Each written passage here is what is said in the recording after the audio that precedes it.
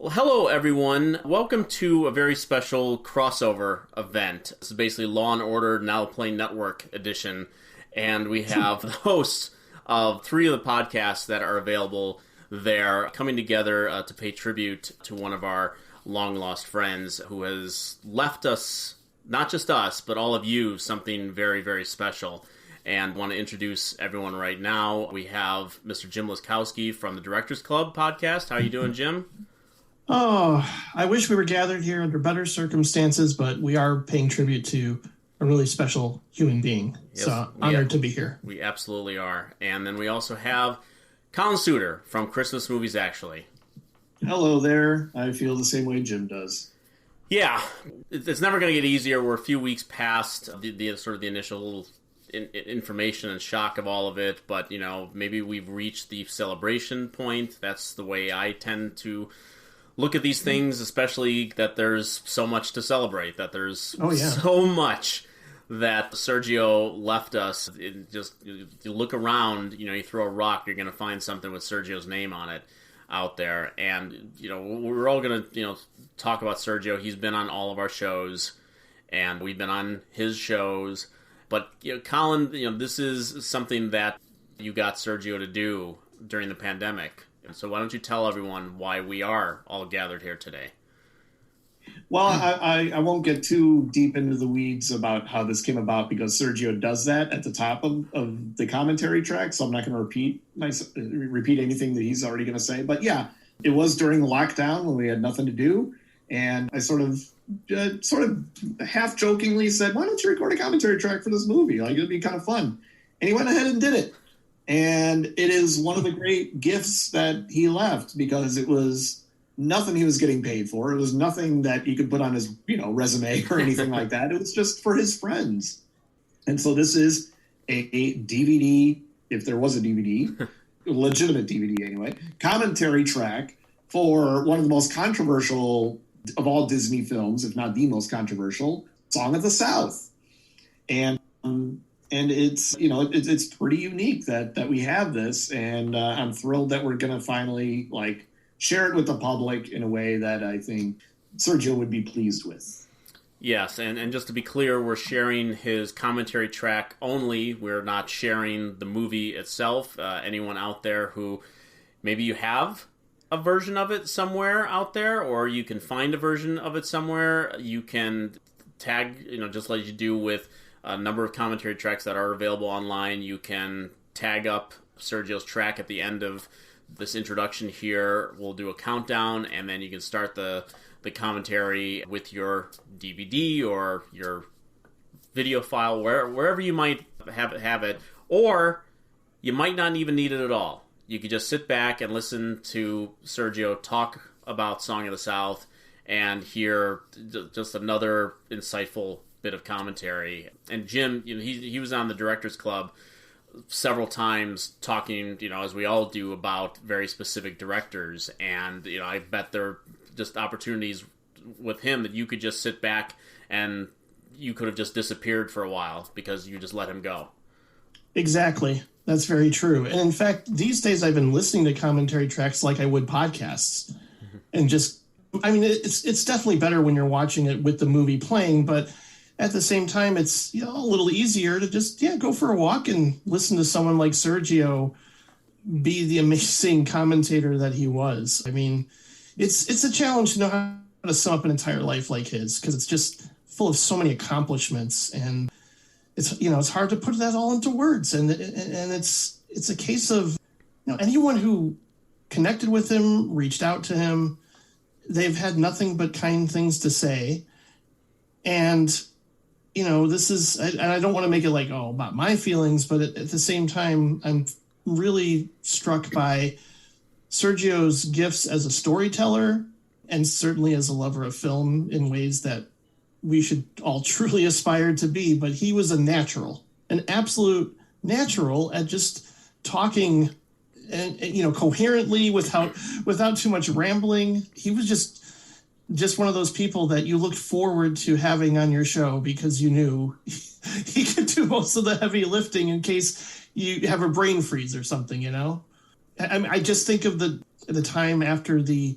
horrible George Floyd tragedy, I wasn't sure how to deal with all these complicated feelings I was having at that time. And I thought to myself, well, there's this film with very complicated feelings that Sergio loves and knows a lot about, and that would be Paul Schrader's Blue Collar. And he didn't hesitate for a second to join me for that discussion. And we talked about a lot, and not just about the movie. I'm just so grateful that all of this exists out there in all of our shows. And, certainly I'll never forget the last time we recorded together. He actually made me tear up when he talked about how much he related to Terrence Davies' The Long Day Closes. And he got emotional, and he always seemed to with that particular film. And I know Erik, he rightfully got emotional talking about his dad when we recorded episode 100 of your show. And that was a very memorable moment among many. Yeah, I mean, Sergio had kind of this persona, this, I don't know if I'd call it tough guy persona, but, maybe man's man, sure. Sergio sort of, but there was that soft side to him, and those of us who knew him well knew, when it would come out, and it would come out at very specific emotional times and whatnot. And he loved his dad. Sometimes it'd be about film or something like that, or sometimes it'd just be having friends. I've witnessed that a few times as well. But just thinking about his commentary tracks, which we're going to mention a number of the ones that he's done, just so people know where to find them. I mean, when you think about it, he's only been doing the commentaries, like actual official commentaries on Blu-rays, for just a few years. It's really just been the last 3 or 4 years maybe that he's been doing it. And I keep thinking that he was well on his way to being the king commentary guy. Like I don't even know if there are statistics out there that tell you how many commentaries any individual has done. But I bet if you gave him a few more years, he'd be in the top 10. Because and not to say that he didn't turn down commentaries. Thankfully, he gave one over to me for career opportunities, which I'm telling you, like, just a few weeks before he passed, he was looking up that Kino chart and telling me where career opportunities ranked on that sales chart. It was just a few weeks before he left us. Yeah, and just, again, you just... Any one of his commentaries, and he was very, he was always very proud of his commentaries. He loved looking up reviews. He was that kind of guy. He loved to look up people say fine words about him, but he really liked it when friends of his listened and gave him feedback on it, which I did every time. And there was never any less than a pleasure to listen to any of his commentaries, because you know that he just wasn't taking a break. He was just flying through it. He would just, he would start, and, when the movie ended, he'd go through the credits sometimes, and, yeah, and that's, Collin, do you have any particular favorites among some of the ones that you've heard him do? I can't say I do, of any favorites, but I'm glad that you pointed out earlier that you could just kind of listen to the commentary even without watching the film Song of the South, because that is definitely true in this case, because it's not terribly scene specific. I mean, there is a little bit of that where he tells you to kind of watch for this transition from live action to animation, stuff like that once in a while, or pointing out an actor that's on the screen. But then he'll just go into the history of that actor, or the history of where this movie fits in the Disney history, or, why the controversy of this movie is so, it just never dies, and why Disney won't release it and everything like that. It is very much, he would lecture on this movie. Mm-hmm. I believe at the Siskel Center, and then I'm not sure where, I can't remember where he specifically said he gave lectures on this movie, but that's kind of what this really is. It's just he happens to have it on also. And, there are places you can get this movie. There is, if you go on Amazon, look up Song of the South, you might find a couple editions of it that maybe they're not from Disney or legit, but some of them are, I think, overseas and imports and things like that, where this controversy doesn't exist. We were just talking about, Carrie and I just recorded a tribute episode to him that is out right now. We played clips from our show, and that's kind of our way of paying tribute to him. And Anytime he got on a podcast and talked about the movie, you felt like you were listening to a commentary track of the film, and you could easily play it alongside a movie, and it would be a lot of fun. It was very easy taping with Sergio, and I think you can both attest to this. That sometimes you'd almost miss your own cues. That it's your time to talk, and you don't want to talk over him, but you just want to let him go. And Jim, you can again probably talk about this too with a number of the directors that he talked about that tackled controversial directors and things like that on your show as well. And Sergio, sure, with something like Song of the South, and he also lectured on like Birth of a Nation, and that he would point out troublesome areas, but he was against censoring or canceling these types of movies. He would always fight for the existence of these movies and for them to be out there so people could have those conversations instead of just tossing them aside and saying like, oh, I don't want to deal with that, so I'm just going to throw in the garbage. There is something to Birth of a Nation or Song of the South or a number of the blackface cartoons and dance musicals and things like that Sergio would talk about on Turner Classic Movies. Do you remember any time on your show, Jim, where you talked about something that was problematic? Well, I do remember us talking a lot about the various films of Nicholas Ray, and it wasn't necessarily like something specific that was controversial. It was just a film like Bigger Than Life. We were pointing out, how dark something like that was for the time. And you're so right in just like highlighting the fact that he had such an open mind and just wouldn't necessarily veer into full-blown negative territory, or he wasn't dismissive.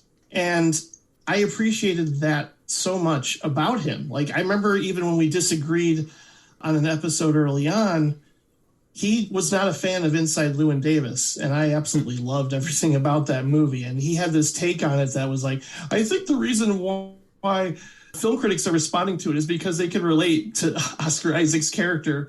And I understood where he was coming from that perspective. I just feel like he cared about, the art form, but certainly connecting with other people in a way that was never disingenuous. It was just kind of like, you love movies, so I'm going to listen to what you have to say. And that goes for anyone who had him on his show. You were excited to hear what he had to say.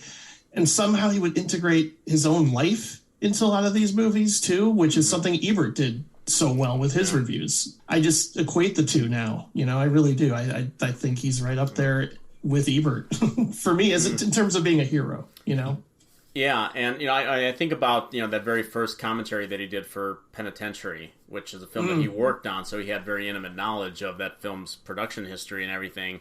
And to think that for all the 20 plus years that him and I did radio together, and how many times we brought up the movie Dragon Slayer and joked, when's this thing coming on a Blu-ray? What studio is going to put it out? Disney, Paramount, settle your dispute and all that. And we kept saying, like, Shout Factory, call us, we'll do a commentary for you. And it kind of goes to show you none of us are getting any younger.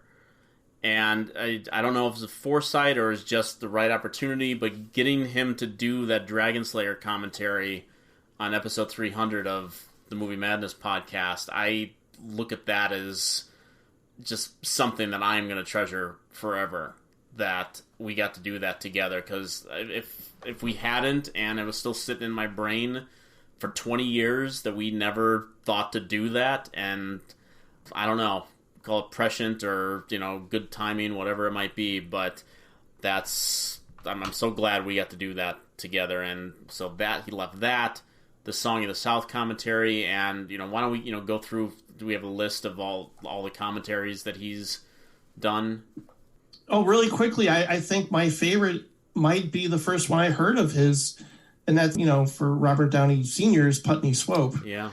And I was feeling very melancholy watching the latest episode of Atlanta, because Sergio adored that show, and I know him and Nick DiGilio would text back and forth about it, but I was watching the latest episode thinking this is their take on Putney Swope, really. And Sergio would have loved everything about it, and he would have had so much to say.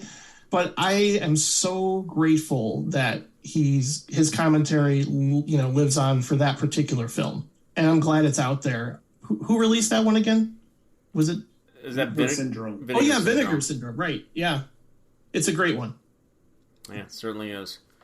There are a lot that I'm like eager to listen to that I haven't gotten to yet, because I got to buy all these. Yeah, I don't get these sent to me, so So there's a ton that I've never listened to. Penitentiary, Sweet Sweetback's Badass Song, the Vinegar Syndrome edition, Lilies of the Field, Moment by Moment, which we kind of razzed on him a little bit about, but he was very proud of it. Havana with Robert Redford, another one we kind of teased about, but hey. Skullduggery, Lily Dynamite, Mary Queen of Scots, Gambit, Bustin' Loose, Putney Swope from Indicator's edition of Putney Swope, which you just mentioned, A Man Called Adam, One Potato, Two Potato, The Don is Dead, The Pale Face, and The Warlord. Wow. Yeah. A lot of those, again, Vinegar Syndrome, Indicator, a lot of them available on Kino. So yeah, but they're all available on Amazon in one form or another.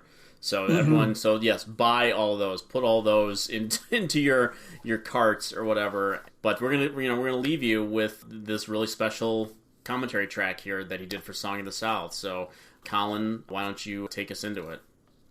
All right, so cue up your whatever version of Song of the South you happen to have. If you have the Japanese Laserdisc, which is the first way a lot of us saw Song of the South in the 90s, that great import that made its way overseas here. If you have that, you're SOL when it comes to the side change. So you're going to have to figure that out if you're actually watching the Laserdisc. So cue it up. We'll give you a chance to pause this and cue up your disc or whatever it is you have and give you a countdown. Okay, here is the countdown. I'm going to go 3, 2, 1, play. When I say play, that's when you hit play on your remote. All right? So 3, 2, 1, play. So hello everyone, this is Sergio Mims, if I have to tell you, and I want to welcome you to this special, well, technically it's not a DVD commentary, but this is a movie commentary for Walt Disney's 1946 very controversial movie, Song of the South. Now, how this all came about very quickly was that our dear friend Collin Souter has been really kind enough to be sending us every week a hard-to-see, relatively overlooked, underseen picture to help us pass the time while we're in lockdown or quarantine or shut-in or whatever they're calling it nowadays during these trying times. And about 2 weeks ago, Collin sent us Song of the South, and I responded to him jokingly, "Oh, gee, I wish you had told me you were going to do this, because I would have recorded a commentary for you." Yuck, yuck, yuck. Of course, being the fact that, as some of you may know, I have been doing DVD commentaries for several labels over the past 2 years. As a matter of fact, I have 2 coming out, one in June and another one in July, and I got a few more lined up. It's a whole new world for me. But I am fascinated by this picture. I wrote an article about this film in 2015, and then I wrote another one again in 2017, and in between that time, I actually lectured on this movie for a class at the University of Chicago. So I guess it's safe to say that I know this film pretty well. I think it's a fascinating movie. One that I don't think deserves the treatment it's been getting. I'll get to that later from Walt Disney. Let's just see the damn picture. Anyway, I'll get to that later. And as I said, this is for really between us. This is going to be sort of informal. I probably will make a couple flubs along the way. Please forgive me. Once again, I'm being informal. And of course, I'll be making references to various movies that have some relationship to this film. For example, this movie has not one but two Citizen Kane connections. First of one is you're going to see right here. This is Ruth Warwick. Actress, appeared in a lot of movies, had a decades-long career. And you might remember her as the first wife of Charles Foster Kane in Orson Welles' Citizen Kane. But perhaps her greatest claim to fame was the fact that for many, many years, she was a regular on the long-running ABC soap opera, daytime soap opera, All My Children. Now, the black actress you're seeing here right there, that is Hattie McDaniel.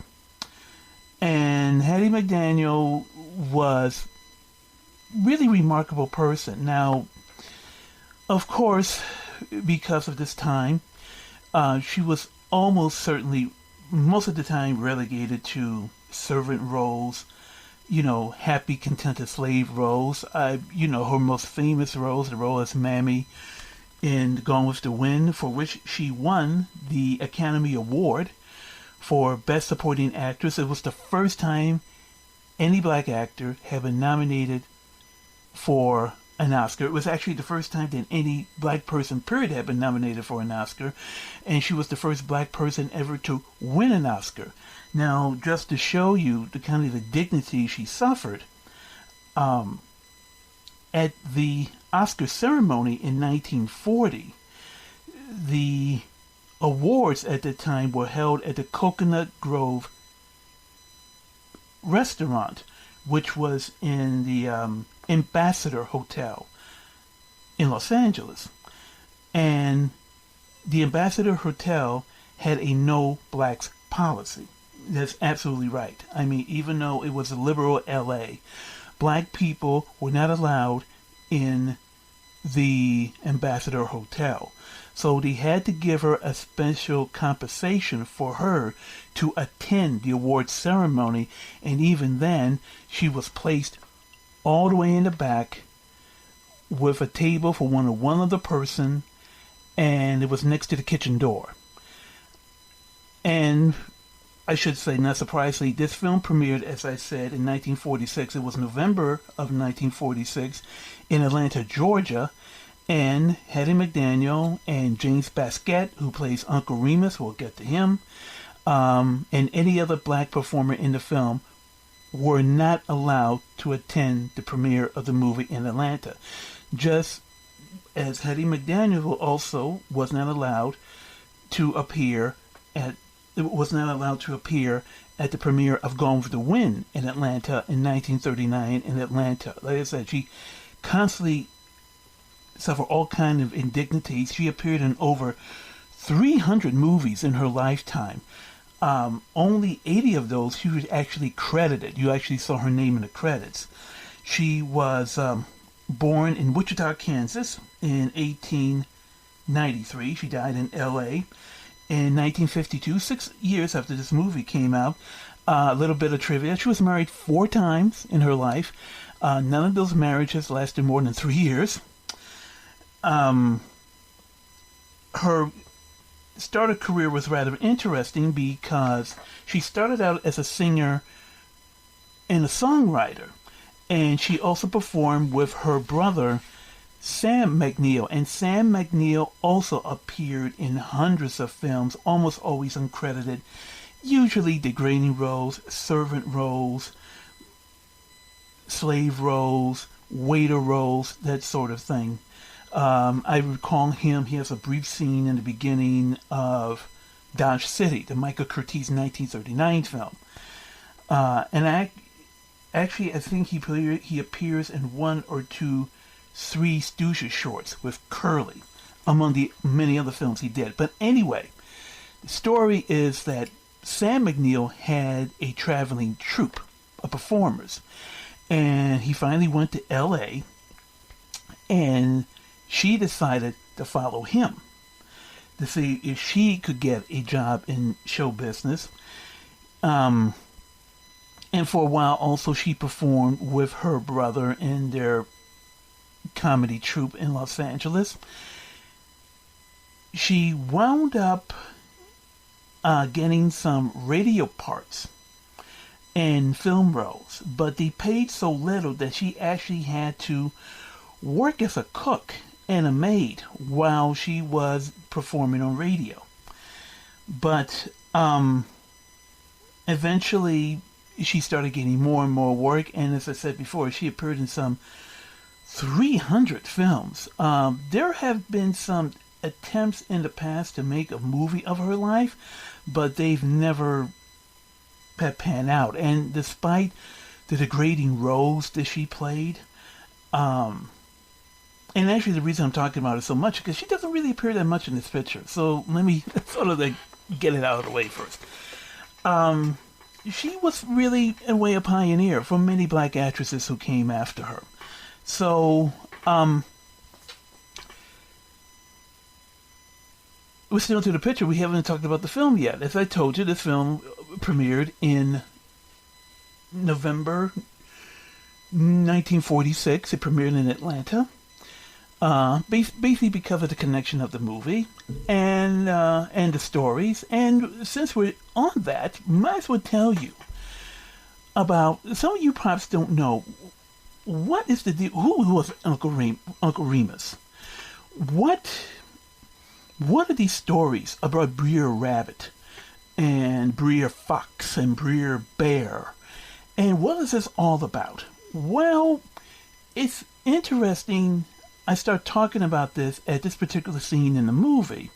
This is young Bobby Driscoll. I'll get to him later on in this commentary. He's one of those, unfortunately, sad Hollywood stories. You've heard him before, of a young child actor who has great success and then can't find work and then loses his way. I'll get to him. And of course, there is James Baskett, who we're about to see. I'll be getting into him. Did not appear in a lot of movies. And also actually died tragically very young. But the reason I said it was interesting, we have this scene where you have little Bobby Driscoll. There he is right now, wandering among the slaves, even though technically they're not slaves, I'll get to that too, is that, let me tell you the story of Joe Chandler Harris. Now, Joe Chandler Harris, he was born in Georgia in 1848. He died in 1908 at the age of 60 from cirrhosis of the liver. Even though his great success as a writer, he couldn't, I guess, get rid of all his demons. And as I said, he was born in Georgia in 1848, and when he was a young teenager, this is during the Civil War, from about 1862 to about 1866, he wound up working on a plantation called the Turnwald Plantation, which was owned by a guy by the name of Joseph Turner. Sorry, I had to write that down. Joseph Turner. And Joseph Turner was a newspaper publisher, among also being a slave owner and owned a plantation. And he published a newspaper at the time that was very, very popular in the South during the Civil War called The Countryman. And Harris was working on his plantation, and I should say that the paper was published on the plantation. And Harris got a job working for the paper as what was then called a printer's devil. Now, a printer's devil is a fancy word of just saying he was a gopher. He did everything. He set the type. He helped to set the type. He inked the plates. He went and got coffee. Whatever he had to do. He was a gopher.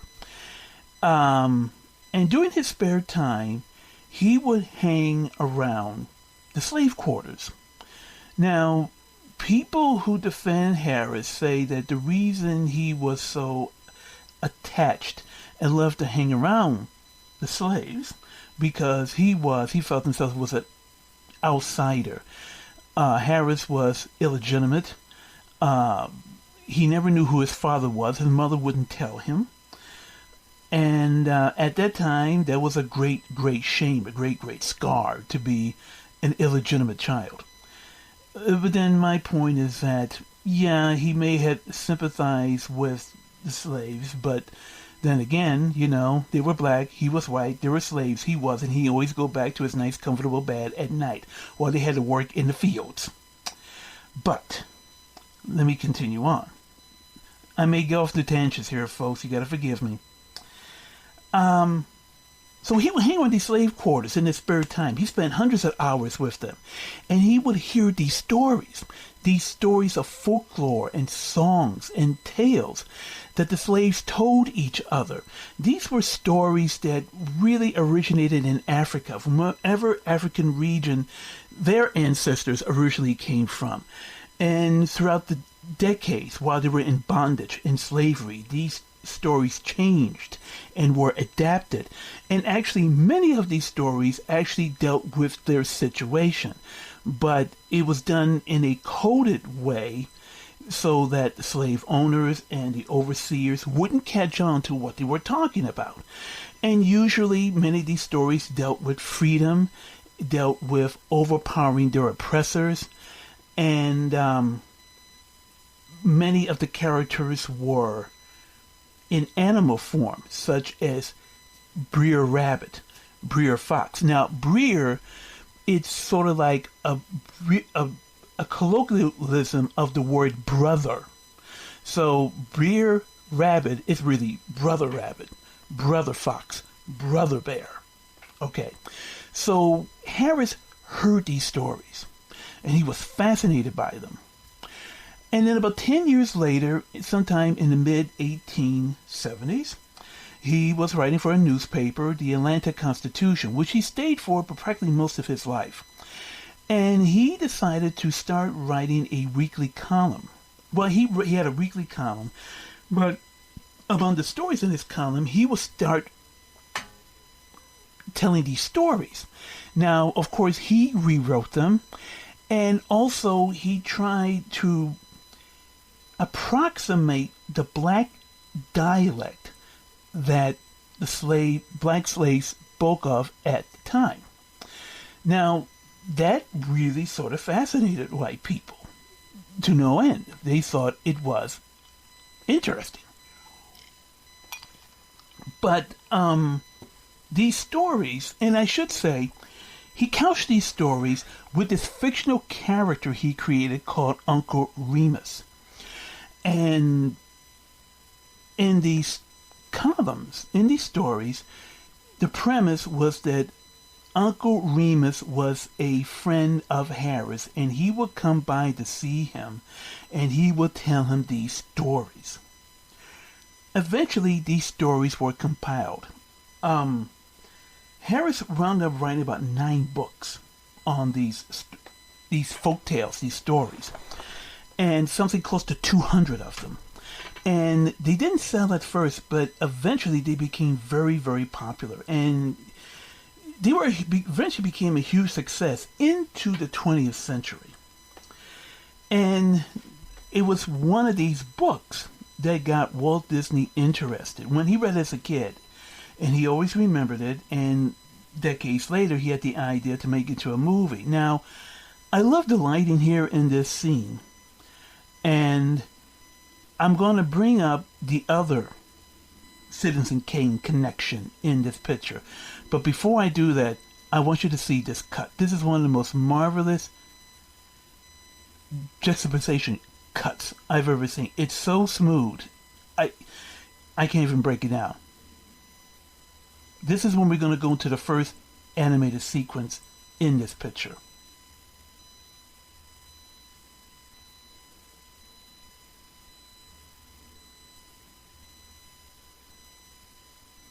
Sorry, don't worry, folks. I haven't forgotten you. There we go. That's a marvelous cut. That's a really marvelous cut. And of course, now we have the song Zippity Doo Dah, Zippity A. I'll get to who wrote this song in a minute because I got it right here somewhere around here. But needless to say, this song became a phenomenal hit. It won the Academy Award for Best Original Song in 1947. It was covered by so many different artists and so many different singers. I think people even still sing it today. The two writers who wrote it, and I will get to them in a minute if I can't remember who wrote the songs. Yes, the songs were written by Ali Robel and Ray Gilbert. Now, the song was actually inspired by the song Turkey in the Straw. And Turkey in the Straw, of course, you probably know the song. It was nobody really knows who originally wrote it, but somehow it appeared sometime between the 1820s and the 1830s. And it became very popular. Now, there was a white blackface minstrel performer by the name of George Washington Dixon. And George Washington Dixon, first of all, claimed that he wrote the song originally. He did not. But he later took the same tune and wrote new lyrics for it for his minstrel show called Zip Coon. Now, I'm not going to tell you the lyrics. You can look it up for yourself. But with that title, you can tell it was pretty offensive. Remember, once again, we're talking 1830s. And then there's even an even more offensive version of that song, Turkey in the Straw. But let us continue on. Here we have Brer Rabbit. Brer Rabbit is voiced by Johnny Lee. I know that, Johnny Lee. And Johnny Lee was a black singer, performer, actor. His most well-known role was in the radio and TV version of the comedy Amos and Andy. He played the role of Algonquin J. Calhoun, who was this crooked shyster lawyer who always had some kind of scheme up his sleeve. Now, since he's here, we might as well talk about Jane Basquette. As I said before, he didn't make a lot of movies. He was born in Indianapolis, Indiana in 1904.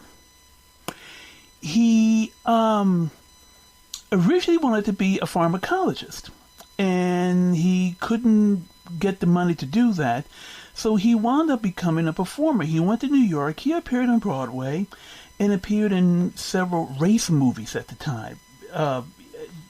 To explain those, race movies were these very low-budget independent films made by some black filmmakers such as Oscar Micheaux and Spencer Williams, and also white filmmakers as well. But these were black films made for the segregated black audience in the South, but actually just over the country. Segregation was not in the South. Remember, I told you about the situation with Hattie McDaniel and the Ambassador Hotel.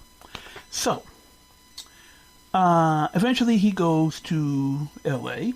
in the mid-30s. Winds up getting bit parts here and there, nothing significant.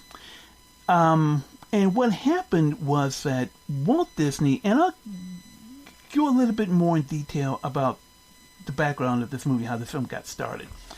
But Walt Disney, when he was preparing to make this picture, he originally wanted Paul Robeson to play Uncle Remus. And Paul Robeson, I can't go enough into Paul Robeson. Paul Robeson was one of the most extraordinary persons who ever lived. A Rutgers graduate, law school graduate, All-American.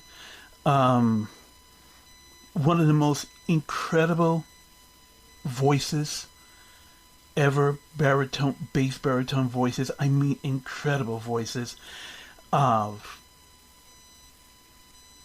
Political activist, civil rights activist, He was blacklisted in the 1950s because of his association with liberal causes, and also with he went to Russia several times, and he's just an extraordinary person. Made several movies in the 1930s, but originally Disney wanted Paul Robeson. And he decided not to because Paul Robeson by the mid-40s was politically hot because of his leftist politics and his activism. So then he went to approach Rex Ingram, another distinguished black actor, played the Lord in the film version of Green Pastures. I think he may have been in the Broadway production. Also has a fantastic role in Sahara, the Humphrey Bogart World War II film. Also played the genie in the lamp in Alexander Korda's The Thief of Baghdad with Sabu. I mean, there's this wonderful sequence when he's finally released from the lamp and Rex Ingram starts saying, I'm free, I'm free. And that image of this black man saying, I'm free, it's more than just a genie out of the bottle. It's Rex Ingram turned this role down. Rex turned,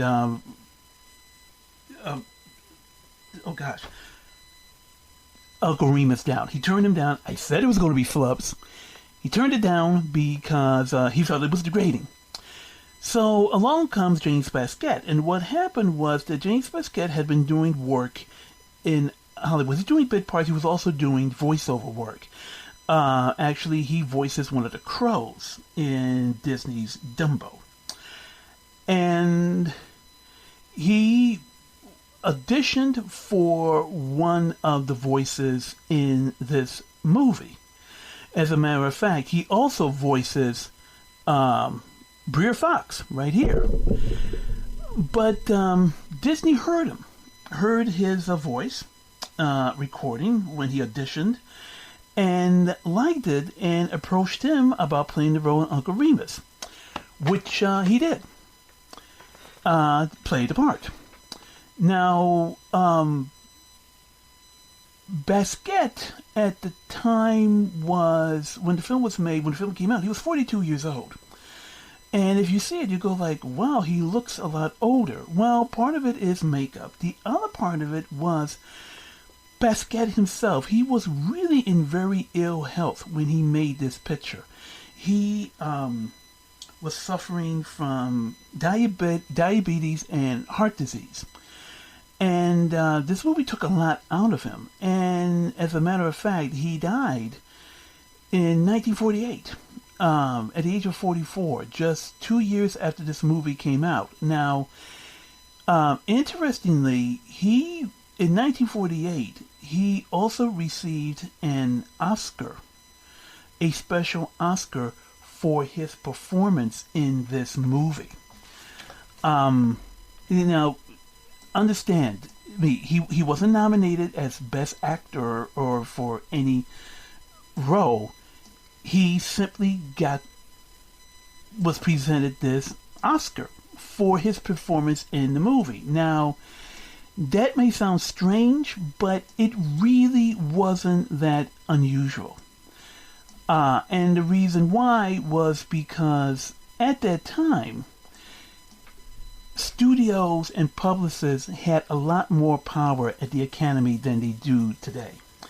And they could arrange for a special Oscar to be given to somebody or to a certain film really for publicity's sake. And that's really what it was. I mean, for example, in 1942, a special Oscar was presented to MGM for the Andy Hardy movie series, or the Hardy movie series. It was a series of 15 movies that were made from the mid-40s to the from the mid-30s to the mid-40s, starring Andy Rooney, about this small town family, and it got a special Oscar for representing the American way of life, quote unquote. In reality, it was the stunt that MGM cooked up to promote the movie. Just like the Oscar was presented to Basquiat to promote the film, and also to the fact that he wasn't well, and Disney knew that perhaps he perhaps wasn't going to live long, so he kind of arranged for him to get this Oscar. As a matter of fact, he got the Oscar for, quote, for his able and heartwarming characterization of Uncle Remus, friend and storyteller to children in the world, in Walt Disney's Song of the South. Now, I mentioned the lighting here in this scene, and I wanted to get back to the lighting because this is the other Citizen Kane connection. The cinematographer on this movie was Greg Toland. And Greg Toland was, without question, one of the greatest cinematographers of the 1940s, one of the greatest cinematographers of all time. He shot some 66 films in his career. He started out in the silent film business in the mid-1920s. He was born in 1904 in Illinois. And among the movies he shot are Citizen Kane, as I mentioned, Wuthering Heights, for which he won the Oscar. He was nominated 6 times for an Oscar for Best Cinematography. He only won for Wuthering Heights. Best Years of Our Lives, the William Wyler film. He shot a lot of Sam Goldwyn pictures. For Fox, he shot Grapes of Wrath, also 1940. Grapes of Wrath, one of the most beautifully photographed movies ever shot in black and white. I think even surpasses Citizen Kane. Just the opening scene in Grapes of Wrath alone will make you awestruck. A brilliant cinematographer. In 2003, he was voted one of the top 10 most influential cinematographers ever in film history, along with James Wan Howe, Sven Nykvist, Vilma Zsigmond, Gordon Willis. Tragically, like James Basquiat, he died in 1948, also the age of 44, of a heart attack. Way too soon. But some of the lighting here in this movie is really quite subtle. And beautifully done, beautifully rendered. And you have to give credit to Greg Toland. Now, I gotta stop here because this particular scene is really interesting because the controversy, of course, about this film is how black characters are portrayed in this picture. Now, I said earlier that technically they're not slaves, even though they're living on a plantation, they're living in slave quarters. And the reason I say that is because this movie actually takes place after the Civil War. You got to pay attention to it because you may not notice it, but really, it takes place after the Civil War. So technically, they're not slaves. They're basically friendly helpers, farm workers. There's not even any indication that actually they get paid for their work. And by the way, even though slavery was technically over, which is what the Civil War was all about, and black people were technically, I put that in quotation marks, free, slavery did still exist in the South, in one form or another. Now, of course, many black people left after the war. I mean, of course, they couldn't wait to get out. They went north, they went east, they went to the Midwest, they went west. Right? But still, many, many black people stayed. And hopefully thinking that it was going to be a better time. And then, of course, we have the rise of the Ku Klux Klan, which the film does not address. I should say the first appearance of the Ku Klux Klan. The second one was later on in the 20th century in 1915 when Birth of a Nation came out. And Birth of a Nation, that's a film that one day, oh boy, I would love to do a commentary on that. But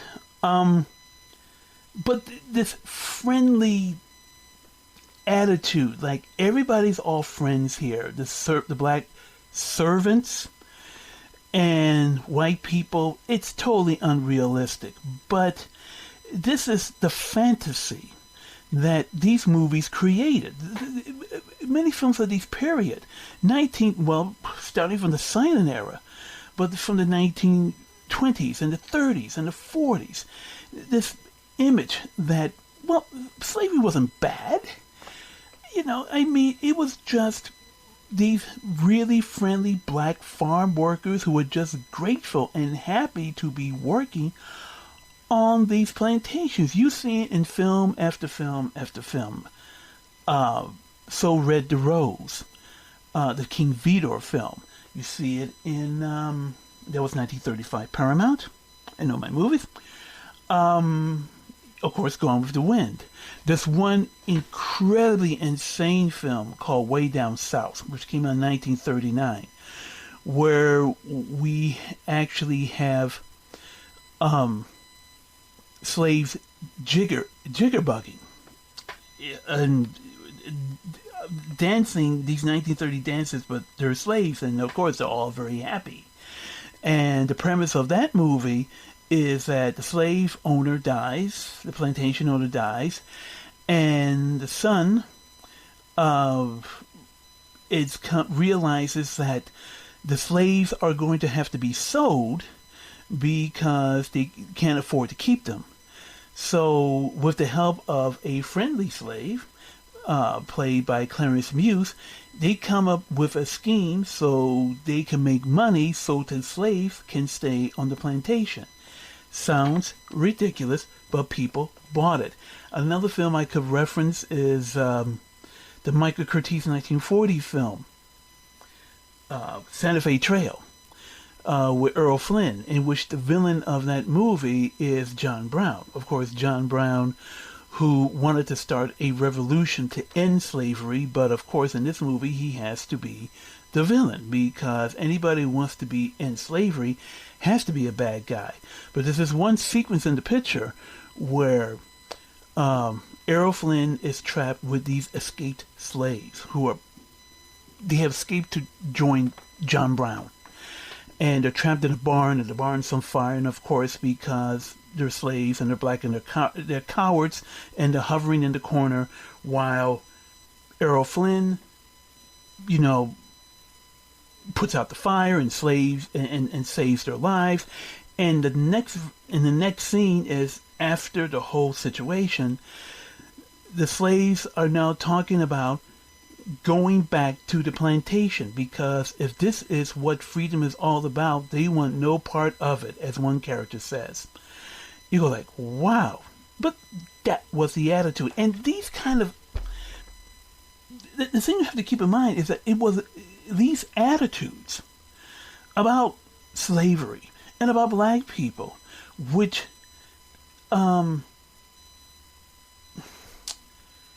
formed opinions about black people, about civil rights, about everything for generations. These films. As a matter of fact, when I first wrote about this picture in 2015, I was surprised, but then I shouldn't have been surprised. I got a lot of comments, and I would say almost just over half the comments I got were from white people who objected to what I said about this film, that how the characters were stereotyped and how people were... it was a lovely film, how they saw when they were kids, and how kind and wonderful the black people are. Of course, implying that not like today, black people are now really just angry and upset all the time. Gee, why can't black people be the way like they were in this movie? Because they weren't even like that in this movie. Remember, this is a fantasy. This movie is a fantasy. This movie doesn't deal... And any way with the reality of slavery, what it was really like, how barbaric it was really like. I mean, of course, we had films that have come out more recently, such as 12 Years a Slave. Of course, you have Haile Gerima's Sankofa, which is a different kind of picture about slave rebellion. There is the Quilo Pontecorvo's film, Burn, which is astounding. And there have been other, of course, there's Roots, and there have been other films which have to, hey, how could I forget? There's also Mandingo. Hey, don't get me started on Mandingo. But because I'll go on forever about that picture. But once again, this movie reflected attitude at the time. Now, since we have Bobby Driscoll here, let me get into Bobby Driscoll, because as I said before, Bobby Driscoll is one of those tragic stories. You heard it before. For a brief period of time, he was a star. He was a real star, a movie star. But it ended badly. He was born in Grand Rapids, Michigan. Sorry. I made a mistake here, another flub. I should say Cedar Rapids, Iowa. That's what I meant to say. He was born in Cedar Rapids, Iowa, in... I'm trying to remember what year it was in. 1937. I was going to say 1938. 1937. His father was a installation installer, which at that time meant that he worked a lot with asbestos, which meant that his father was sick a lot. As we know now what asbestos will do to you. And at the advice of a doctor, his parents moved to California to improve his health. But while he was there, people evidently saw Bobby and said, hey, we think this kid has some talent. We think he's a natural. Have you thought about him becoming an actor in movies? And they thought maybe, the father's too ill to work, so maybe he could bring money in. And so they tried, and they succeeded. They took him to acting teachers, and eventually they started getting auditions. And he finally got his first film role in the early 40s at MGM. And it was a small role, but people liked him, and he started getting more work.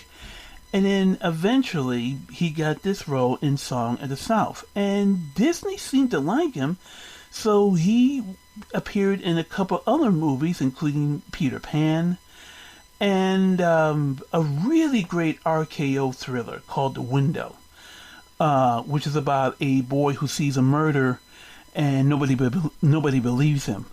And he had quite a career in the 40s and to the early 50s, and then, as what happens with so many child actors, as he got older, the parts became less frequent. He did some work in television. He did one really not pretty interesting movie for MGM, The Scarlet Coat, a Revolutionary War film directed by John Sturges. I'm a big fan of John Sturges, but this is definitely not one of his better pictures. And eventually work dried up. He started having run-ins with the law. I know I told you this story sounds familiar. And eventually in the I won't say late 50s, but more like the early 60s, he started getting involved in drugs. He got arrested for drug possession, drug use. He was sent to prison for a while. And then in the early 60s, he moved to New York to try to restart his career, this time as a stage actor. He changed his name to Robert, which was his name, because he wanted people to forget that he was Bobby Driscoll. Somehow he got involved with Andy Warhol and The Factory, and which, if you're a guy struggling with drugs. I guess Andy Warhol and the factory is not the best place to hang out around. And he did a few experimental films for Warhol. And then, but he wasn't making any money. He was destitute. And then in about late 1967, perhaps, or 60, he disappeared. Nobody knows where he was. He completely disappeared. And then a few months later, well, I shouldn't say a few months later, but several weeks later, some kids were playing in an abandoned apartment building. And they found the body of Driscoll there. He had died of a drug overdose.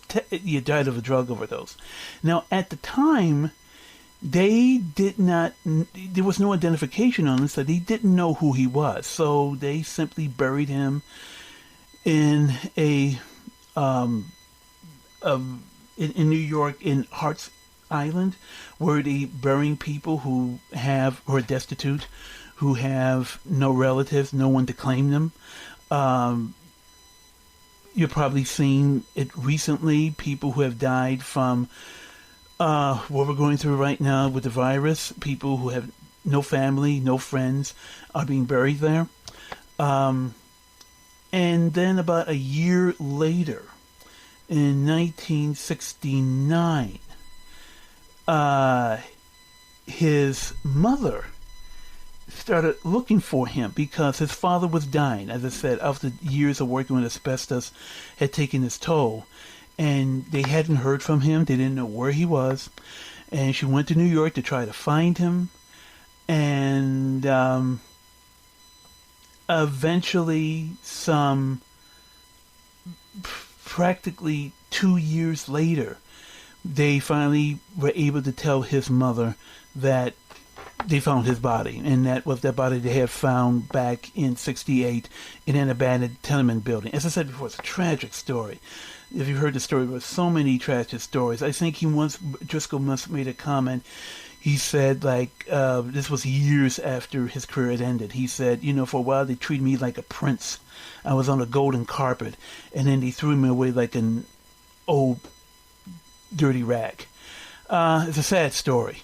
Now, I should tell you about the two directors on this film, because there's the live action director, and then of course there is the animation director. And the animation, I'm sorry, let me get that back. The live action director is Harv Foster. If you don't know who Harv Foster is, you shouldn't be surprised, because to my knowledge, this is the only movie he directed. He did not really do a lot of work. He did a lot of work in television. That's really what he did. In the 1950s, he was an extraordinarily prolific episodic TV director. But in terms of features, I think it's the only feature he ever made. How he got the job, I can't tell you. But the animation director was Wilfred Jackson. And Wilfred Jackson is one of those animation Disney legends. He started working with Disney in the 1930s on all his animated films at the time. Snow White, Pinocchio, Fantasia, Dumbo. I mean, you just go down the list. I mean, later he did Cinderella, Alice in Wonderland, Peter Pan, Lady and the Tramp. I mean, he's one of these legendary directors. Now, in this earlier part of his career, in the 30s, when he was doing Snow White, he was basically a sequence director, which means he supervised some sequences of the film. Same with Dumbo. It wasn't until Cinderella. I'm sorry. It wasn't until this movie did he actually supervise the animation, all the animation, of which is about 25 minutes of it. As I said, he later went on to direct Cinderella and Peter Pan and later The Tramp. And he's one of these Disney legends. Now, that's interesting because let's get back into how this film got made. Because I talked about the stories, but what's the story about this movie? Well, as I said earlier, Walt Disney had read the book, I guess when he was a kid, the stories of Uncle Remus by Joel Chandler Harris, and I guess he thought, hey, this will probably make an interesting movie. And he actually had ideas to make this about 10 years earlier, about 1936, 1937. And by the way, this animated sequence you're seeing right here, Tar Baby, is from actually one of Chandler's book, which is called Uncle Remus and the Tar Baby, something like that, of that title. But getting back to Disney, so he contacted Harris's family, and it took a long time to make a deal with the Harris family. And he held out for a lot of money, and which eventually Disney had to pay. Now, the situation Disney was at the time was that, and I'm talking about, this is just after World War II. Walt Disney was hurting financially. Several things had happened. First of all, there was this 1941 strike, in which his animators went on strike. That really hurt Disney. I mean, he was very much hurt by that. He had this paternalistic view of himself and his workers. We're one big happy family, and I'm Big Papa. And when they went on strike in 1941, it really hurt him. And he got his revenge, which I'll get to soon. But this is right after the war. And during the war, Walt Disney, like the other animation departments, such as Warner Brothers, MGM, they did a lot of work for the U.S. military and also for morale. And most of Disney's output in the 1940s was making military training films. They did make a few animated features, or I should say just a few shorts, but not a lot. And they made these training films for the government at cost. So the government paid him what it cost to make these films, which means he was breaking even, but he wasn't making any money. Now, the exception of this is, and I should say that Song of the South is always credited as being the first film to combine live action with animation. That is definitely not true. It's way down the list. I mean, back in the silent era, they were combining animation and live action. Crudely, but they were doing it. In the 1930s, they were doing it. And Walt Disney, in 1942 and 1943 and 1944 made, let me take that back, okay? 1943, they made a short film, a feature short called Saludos Amigos with Donald Duck. And that was a cartoon short that was made for the government to promote the good neighbor policy. Now, I don't want to go too much into the weeds here, but just for the sake of explaining this, let me tell you what the good neighbor policy was. It was a policy started by FDR in order to promote better diplomatic and business trade and associations with South America. And also, if South America is with us, it will also act as additional bulwark against the Axis powers.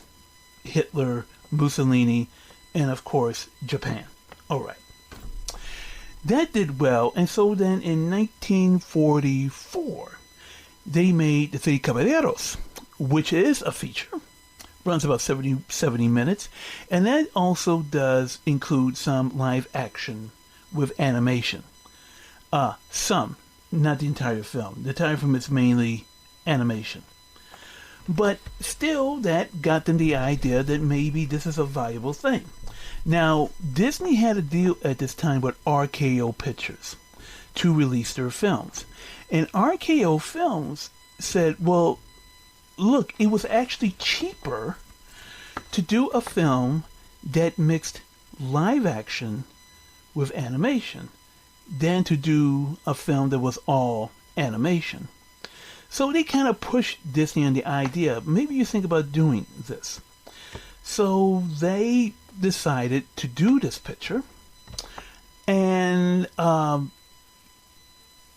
it was supposed to have been a limited budget film, wound up costing something just over $2 million, which was a huge amount of money at the time for a movie. And the film actually did not do that well let me rephrase that. It did okay at the box office. But as I will explain earlier, it became very profitable for Disney due to the various reissues, which I'll get to in a minute. Now, because Disney's developing this picture, and he decides to hire a writer by the name of Dalton Redman, who I'm not familiar with, to write the script. Now, I guess he thought he was a good choice because Redman was a Southerner, and he thought that maybe hiring a Southerner to write a film that takes place in the post-civil rights South would be a good fit. And turned out it wasn't. It turned out that Redman was, well, let's put it bluntly, he was a white supremacist, and the script that he turned in was problematic. And Disney realized he had trouble. As a matter of fact, the film was so problematic that the production code. Now, at that time, let me explain. When it comes to old movies, I have to explain things for you millennials out there. Sorry, I gotta do it. Okay. The production code was this. Basically, it was an organization, but it was a set of rules overseen by originally Will Hayes and then later Joseph Breen.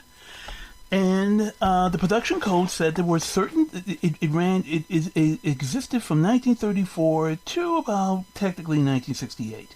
Even though by 65, 66, 67, it really didn't exist anymore. It was really falling apart, and it was replaced by the rating system in November of 1968. So, production code had certain rules that said there were things you could not show in a film. For example, you couldn't show a couple in bed together, even if they were married. You could not show them in bed together, which is why you see a lot of movies made in the 30s and 40s. You'll see a bed, only one person is sleeping in it, or there's a double bed. Or you couldn't show a toilet in a film. Think about that. Look at any movie made from 1934 to 1952 or beyond that, and you won't see a toilet. You see a sink, you'll see a bathtub, you won't see a toilet because it was considered offensive. Of course, no explicit violence. Of course, profanity was out. No sex. Even if you alluded to it, you had to You couldn't do that. You had to be very clever to get away with it. And the reason I bring in the production, and there were many, many other rules. You can look it up for yourself. But what was interesting is the production code, the deal was that any studio that made a movie, you had to submit the script to the production code first, and they had to look it over, and they had to tell you what they objected to. And then you either had to change it, or you had to negotiate with them, or come up with a compromise, or whatever. Production code took a look at the script that Redman had written for Song of the South, his original script, and they said, you can't do this. I mean, even the production code said some of this stuff is beyond the pale. And Disney knew he had trouble. He wouldn't let and actually that script got around. And the NAACP at the time got a hold of the script. And they objected to it really steadfast. And they tried to get a meeting with Disney, and he refused. Now, Disney realized he had trouble with the script, and so he had to find somebody who could put the script into shape or some kind of presentable form. Now, and so the first thing actually is find a black screenwriter, but there were no black screenwriters working in Hollywood at the time, of course. Now, well, that's a story for another day, but there was one RKO film written in 1939 by two black screenwriters. And actually, I mentioned it earlier, Way Down South, which was written by Clarence Muse and Langston Hughes, and it's the first movie I know of. Studio film, not an independent race movie like the ones that were written by Oscar Micheaux. But Way Down South is the first movie I know of that was written, studio movie, that was written by black screenwriters. Nevertheless, I'm once again going off on another tangent here. Disney says I got trouble, so he hires a screenwriter by the name of Maurice Ralph. Maurice Ralph was a screenwriter, and he was an open leftist. He was very progressive. And Disney hired him to do a rewrite. And Ralph said himself, and I wrote this down, Ralph said about when he was brought in to write the script, he said, Disney brought me in because, well, I should say this was written about Ralph, right? Ralph was a minority, a Jew, and an outspoken left-winger, and he himself feared that the film would be inevitably Uncle Thomas.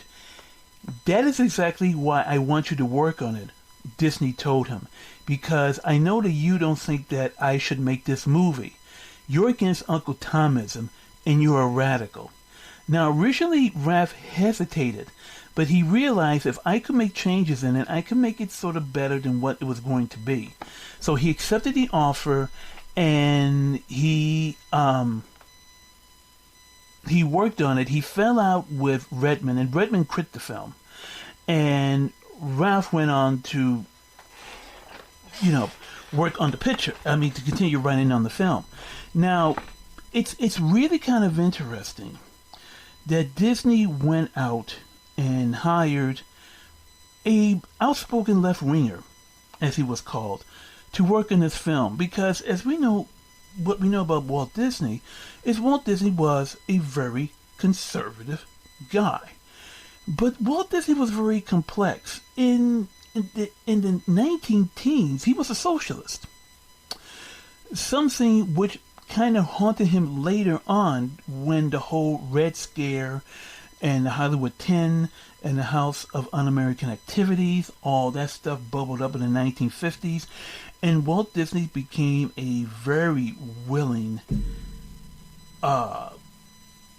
friendly witness. Now, of course, Walt Disney was not blacklisted. No way they're going to blacklist Walt Disney. But there were people. There were two kind of friendly witnesses. There were those who were blacklisted, who then, to get off the blacklist, had to name names. Tell about people who they felt were subversive. Ilya Kazan, Jerome Robbins, the choreographer, Burl Ives, Sturton Hayden. They all named names. They all were blacklisted. They all named names. Some of them, paid a price for that. And then, of course, there were those who refused to name names. Of course, Jules Dassin, Joseph Losey, Howard D. Silva, the actor. There were many who refused. And, of course, their careers were ruined, or they went to Europe or England to continue their careers, or they re-established their careers later after the stigma of the blacklist went away. It took about a decade.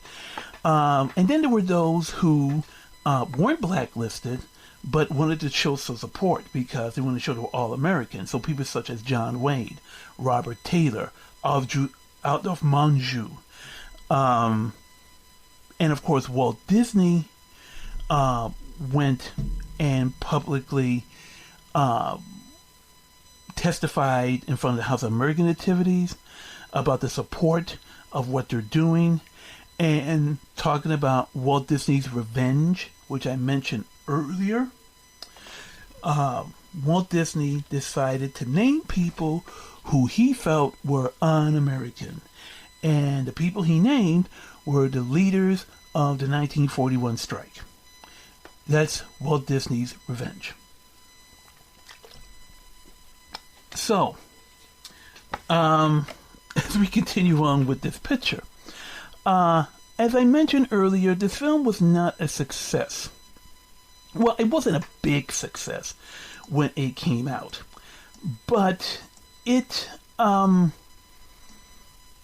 still very popular, and as the years went on, Disney was evidently very proud of this movie, and they released it several times in the film's history. It, as I said, it was released originally in 1946, and then it was released again in, as I said, I'm being slightly unprofessional here because I wrote down these dates, and I'm trying to find out where is it. Okay, so it was released in here we go. Okay, sorry about that, folks. As I said, this is just between us. If I was doing this professionally, believe me, I would have been a whole lot better. But movie was released in 1946. Then again in 1956 for its 10th anniversary. Then in 1972 for the 50th anniversary of Walt Disney Productions. Then it was released again the following year in 1973 as part of a double bill with the Aristocats. And then it was released again in 1980 for the 100th anniversary of Harris's books when they were first being published. And then finally in 1986 for the film's 40th anniversary, and also for Splash Mountain, as a publicity for Splash Mountain attraction, which uses the characters of Brer Rabbit and Brer Bear and Brer Fox at Disneyland and Disney World. Now, after 1986, suddenly Disney became, what's the expression now you kids use? Woke. Or as I prefer to say it, they had a crisis of conscience. Evidently, they decided, Song of the South is not a good look for us. So they essentially buried the movie. And should also add that there was actually an Uncle Remus comic strip that appeared in the Sunday papers, which ran from the late 40s to 1972. So you kind of think to yourself that, well, wait a minute.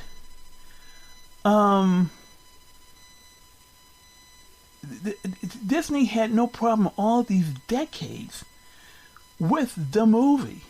Why now 1986? Well, of course, times had changed. Times had changed in 1972. Times had changed in 1973. They didn't have any problem then. But somehow, on high, this movie became an embarrassment. And they had just decided, we're not going to show this film anywhere to anybody anymore. But evidently that's not true, because you're watching it right now. And it has been available in Europe and in Asia, though I don't think it is anymore, not to my knowledge. And as a matter of fact, when Disney Plus was established or started streaming, Disney made it very clear that The Song of the South would not be shown on Disney Plus, and to make matters, to me, more ridiculous, they would show Dumbo, but they would cut out the crow sequence. You know, I said, to me, I'm like, no, show Dumbo. Just don't show the Tim Burton one, you know? You want to get people upset, you know. But I think this is really ridiculous. This is, first of all, number one is censorship, and I abhor censorship. I really do. You know, you have the right to see a picture or not to see a film. For example, for me, I will never see Hostel 2. I don't want to see it. You know, one was enough. I don't want to see a Serbian film. I've read about it. I know what happens. I don't want to see it. That's my choice. But let me rephrase this. I think it's wrong if somebody is not allowed to see the film. You should be able to see whatever film you want to see. And I'm not going to stop you from seeing Hostel 2. Go ahead, watch it, enjoy it. Have a good time on my end. But censorship is wrong. And when it comes to the imagery in this movie, first of all, Song of the South is nowhere worse than other movies that dealt with this subject matter from this period at this time. As a matter of fact, there were films that were even worse. So Red the Rose, the King Vito film I mentioned, is, believe it, way worse. There are other films that are set in the antebellum South, and films that are set after the Civil War during this period. Films that deal with slavery, or not necessarily dealing with slavery, but films in which slavery is a part of the story, which are just as bad or worse. So if Disney thinks, of course, Disney has this, of course, corporate image they want to keep, so this movie's an embarrassment. But I don't see why they should hide this picture. I think this film can be seen and shown if you put it into context, which is essentially what I hope I'm doing right now. Putting this film into context. This movie represents attitudes of the time. Yes, they are politically incorrect. Yes, for many people they are offensive. But as I like to say, how do you know where you're going if you don't know where you've been? And I think in many ways, if you want to understand this country, if you want to understand American history, if you want to understand the history of imagery and how movies and the media have informed what we think, what we believe, how we act, then you have to see a movie like this. I think it's essential you see a movie like this. And I think a film such as Song of the South very much should be seen. and analyzed and discussed. I think that a good way of showing this picture is to perhaps what I did when I did a lecture on this film for that class, or if you're really going to release this film on DVD or streaming or whatever format, there should be someone to introduce the picture, explain what the audience is going to see, and afterwards have a discussion with panelists or somebody to explain what we've seen and how it fits into films of that period and films today. I can't remember how long ago it was, but I taught a class at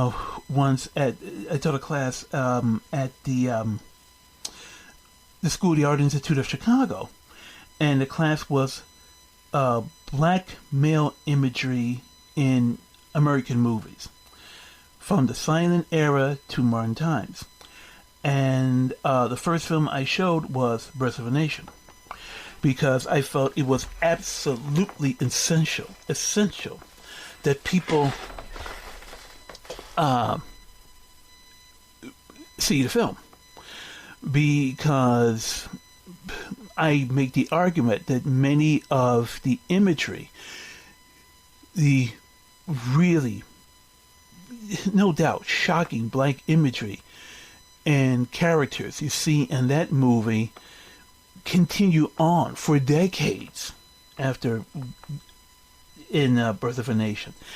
And the thing that struck me, which perhaps I didn't really realize, is that most of the audience, and I should say it was packed, most of the people had never seen the film before. They may have heard about it, but they really didn't know the picture. And so when they saw it, they were stunned. They were absolutely stunned.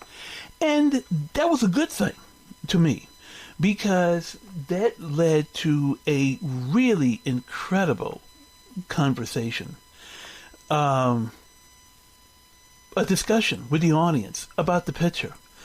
And one thing I do remember, like the people who wrote to me telling me how they didn't understand what was so offensive about Song of the South, was that I remember this one particular woman who didn't understand what was so offensive about Birth of a Nation. And how can I phrase this? Needless to say, she didn't stay long for the discussion afterwards.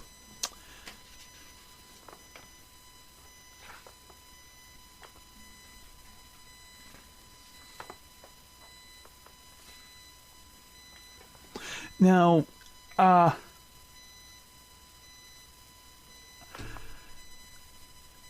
think we're going to go here into the final song here with Laughing Place.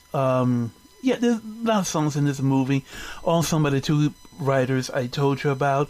But one of the things I do want to talk about here is, why does this film still fascinate people? Even though it's still relatively hard to see, even though, like I said before, you're seeing it right now. And there's still ways you can see this picture, and there's still people who love this film, and why is that? Why does this film have such a hold? Well, I have a theory. It's you can discuss it among yourselves, but I think what happened is this. I think, and I kind of touched on this before, for some people, i.e., older white people of a certain generation, it reminds them, I think, of a time that has gone by, except that that time never existed in the first place. It's a fantasy land of the past that never existed. if you go out through history in this country, there have been events that have really shaped this country. I mean, completely shaped this country. 1918, you had World War I, and of course, the Spanish flu epidemic. You had the Great Depression. You had World War II. You had the Kennedy assassination. You had 1968. People think that the year we're in right now, 2020, is bad. You should have been around in 1968, when we had two assassinations, Martin Luther King and Robert Kennedy. We had the Tet Offensive in Vietnam, the event that really began to turn the public against the Vietnam War. You had the 1968 Democratic Convention in Chicago and the riot in Grant Park. And then you also had an epidemic. You had the Hong Kong flu epidemic, which killed a lot of people around the world. Everything old is new again. And then you had Watergate in the early 70s. You had 9/11. You had Trump's election just a few years ago. And now what we're going through right now. There are events, and you know what? In terms of what's going on right now, I can't even predict what's going to happen. Maybe this country will be changed for, extraordinarily, greatly, or maybe we'll get through it with little changes. I cannot predict. We'll have to see. But the point I'm trying to make is that this country has always gone through radical changes that have radically changed the country. I should say radical events that have radically changed this country. And when people look at a movie like Song of the South, it kind of reminds them of a time, basically when they were kids, when it seemed like everything was perfect. It's telling when black people were happy in their place and they weren't angry. Remember, this film came out in 1946. This was 9 years before the Montgomery bus boycott with Rosa Parks. This and the birth of the modern civil rights movement. There always was a civil rights movement, but what I call the modern civil rights movement started with, of course, the Montgomery boycott and, of course, Rosa Parks and Martin Luther King. And, once again, there's another event that turned this country, radically changed this country. And people look at these movies and they long for a past that didn't exist, as I said before. It's comforting to them. I look at this film and see, to me, attitudes that were easily accepted by people at the time. Well, not by all people, needless to say. But an attitude that people had about race, about class, about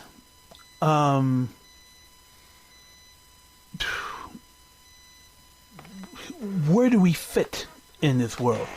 I mean, this scene right here we're looking at with Uncle Remus and Ruth Warwick. It's, believe me, things like that didn't happen. And actually, there is a scene coming up in a few minutes, which is one of the oldest tropes in films, and something I can guarantee you, believe me, it never happened. But getting back to what people were talking about, how people can even look at this film in a misty light. As I said before, I wrote an article about this piece, and one of the persons who commented on the piece said that, it's not about slavery. Even there's a scene in the movie where Uncle Remus says he wants to know more of this, and decides, and at the end of this movie, he leaves the plantation forever. Well, sees the movie through misty eyes. There is a scene here you're about to see where Uncle Remus is going to leave, but it's not the final scene in the movie. And no, even though he is about to leave, he doesn't. But the person who commented negatively on my article is absolutely convinced that there is a scene where at the end of this movie, the final scene of this movie, where Uncle Remus leaves the plantation forever. There is no such scene. Right? But people want to look at this movie. I look at this film more from a historical viewpoint. People look at this movie, there are people who look at this film from a more nostalgic viewpoint. And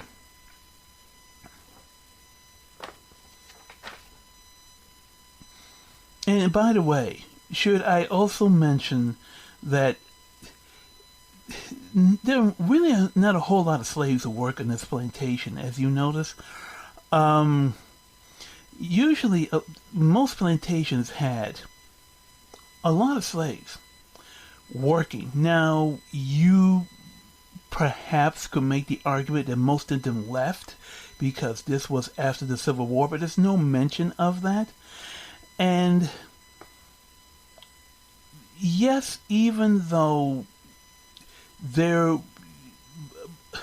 historically, as you saw in this picture, the white children of the slave owners, and even though I'm going to say this right now, even though, yes, I know this takes place after the Civil War, they're not technically slave owners. I'm still going to call them slave owners.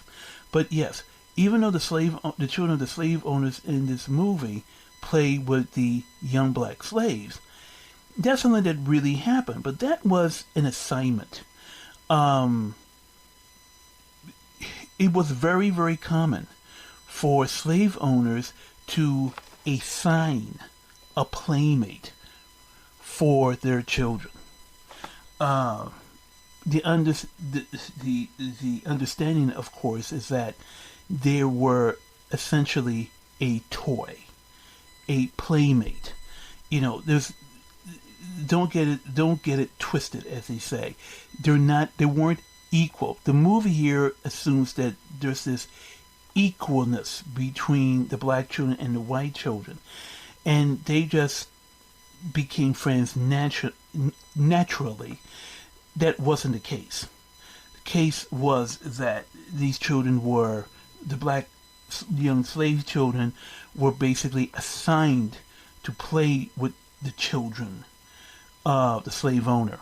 So once again, a distortion in the movie, something that you saw in other movies at the time. But that was par for the course at the time. Once again, this is 1946. Now, movies at the time were changing, but they hadn't really changed enough at this time. So if this movie came out in 1946, it was probably shot in late 1945, just after World War II. By 1947, movies had really changed because the country had changed because they had been through a war. Think of it this way. Something like 400,000 American soldiers were killed during World War II. Over 600,000 were wounded. Some of them wounded so horribly that they would never be the same again. And so you're talking about a country where you had 1 million men who almost half of them will never come back. So by 1946, the country had become more cynical. It had become more leery, perhaps. Oh, by the way, before I continue that, this is what I'm talking about, the trope. Okay, so little Bobby Driscoll is hurt, seriously injured. Who knows, he could be dying. And here we have the slaves outside singing mournfully. Okay, let me tell you up front, this never happened. This is a film trope. that you always see in movies like this, which makes my teeth grind. I mean, it's ridiculous. As a matter of fact, there is testimony, there is written testimony, and there's also some recorded testimony from former slaves who talked about the fact that when somebody in the slave owner's family died, whether it was the master of the house or the wife or the children, the slaves were overjoyed. I mean, of course, they couldn't express that, or because they would be punished, or worse. But there was no sadness. There were no mournful singing, in front of the plantation. And by the way,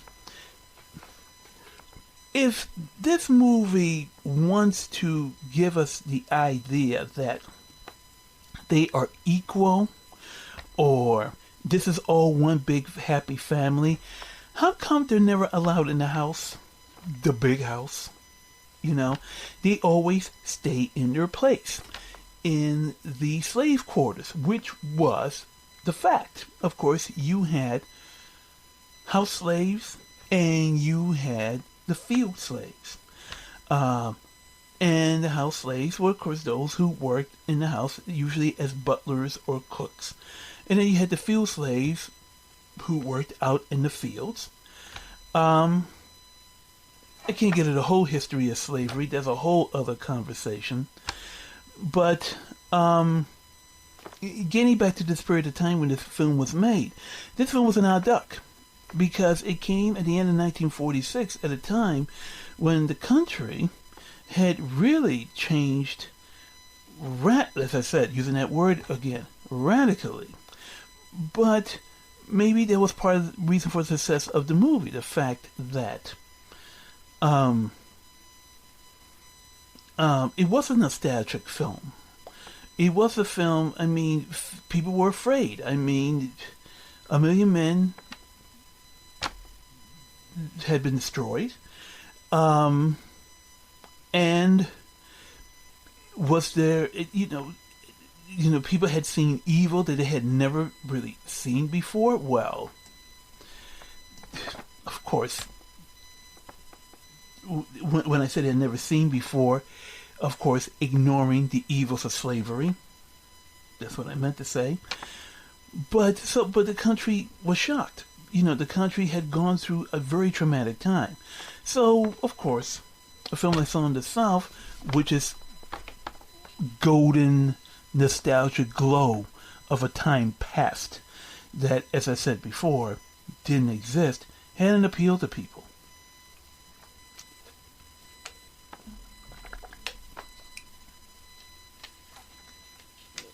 Now, as I mentioned before, this film was not the biggest box office hit. It cost about $2 million to make, just over $2 million, which was a huge amount of money at the time for a movie. And it grossed, in its original run, about $3 million. So it did make a profit, but nowhere near the kind of money that Disney had made on films such as, of course, Snow White and other films. Fantasia was a flop, but Snow White and Pinocchio. So, which is one of the reasons why they kept releasing it. As I said before, why Disney suddenly had a crisis of conscience is understandable. But as I said before, I think it's wrong for them to ban this picture.